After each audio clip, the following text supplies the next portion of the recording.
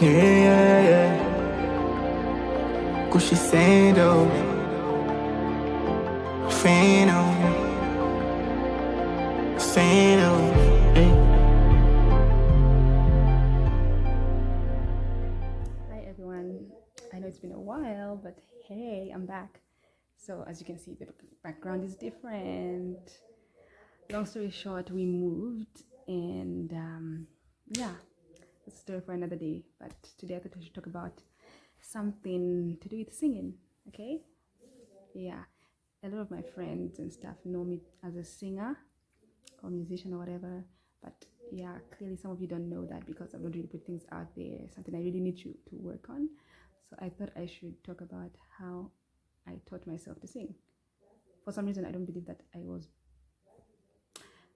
I almost said I don't believe that I was born with a good voice, but I don't know. Anyway, for some reason, I feel like a lot of the abilities I have when it comes to singing, I'm not saying I'm the greatest singer in the world, no, but the level that I've reached of singing is because of some things I did, not necessarily that it just came out of me. So I hope I list this properly. Okay, so step number one. No, that'll be the last step. Step number one is practice. Like if you have to do vocal exercises, practice to open up your voice and try to increase your range. If you need to look at videos on YouTube that tell you how to increase your range, try those out and see how far your voice can go and keep training your voice. Okay? Sorry, I'm still trying to figure out where to put my camera in this house. Start with here for now. So yeah, try use different tutorials on how to increase your range. Just choose one that you think you can work with, because it's good to have a wide range, but obviously don't force yourself. But just yeah. So I did that. I tried to increase my range. I always knew myself as an alto, but over the years I keep trying to sing higher and higher. But I wouldn't say I'm a soprano, but still I try. And then number two, choose an artist or artists that, okay, let me say an artist, it's easier that way. An artist that you admire and try and imitate what they're doing. There's this thing that I believe in. If you can imagine something in your head, you can do it. If you can imagine a certain voice part, if you can imagine a certain riff or run, it's very, very possible that you can do it. In fact, you can do it. If your brain has imagined it, all you have to do is copycat, right? Yeah. So that's something I used to do. I'd listen to other musicians because I couldn't do runs on my own just from my head. So I'd listen to different songs and I'd try out their runs. I used to listen to Tech Six a lot. I used to try out their runs and stuff like that. And other musicians, yeah, here and there. So yeah, the second one is imitate. Try and imitate people who you enjoy listening to or what you want to sound like.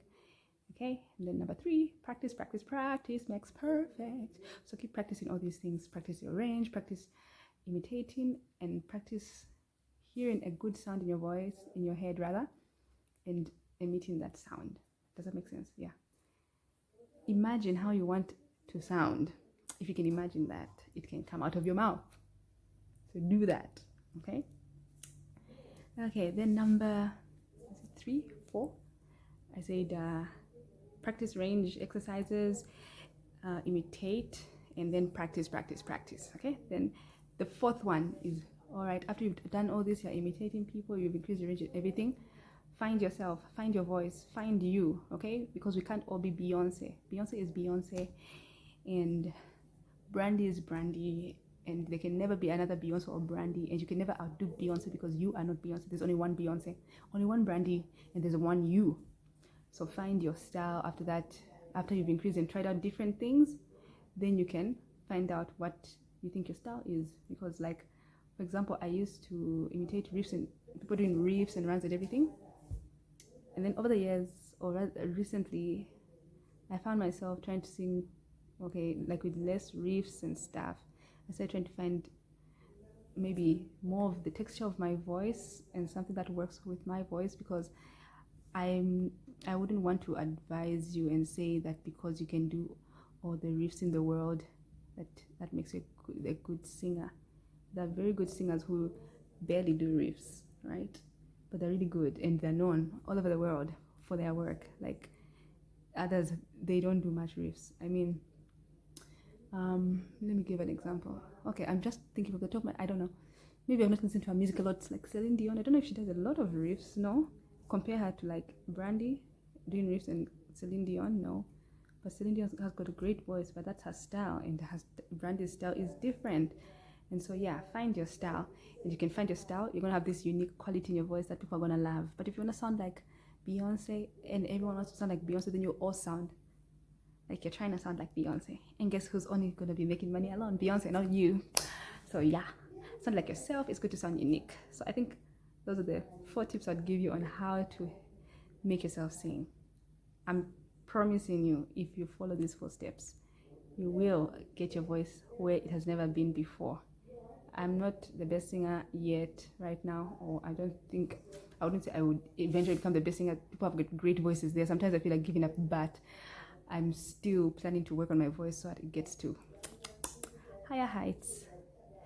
So anyway, I'm sure some of you are wondering, how do you sound like? Well, I'll be putting out some music from time to time. In my previous videos, I don't think I've really seriously been singing. I've just been playing around. I need to get serious on actually letting out the way I actually really sing. Yes. Yeah. All right, guys.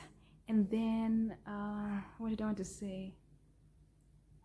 I haven't done videos in a while because I've been trying to settle down in this house, and also I had edited a video and then I deleted it by mistake. It was a video of all the things that have been keeping me busy. I don't know if I'm gonna put it out again because it was a lot of work. I spent a whole day trying to edit that thing into the best kind of video I could make it because I had been quiet for some time. So you guys, I'm back. I'm trying to put my life in order, but I'm back.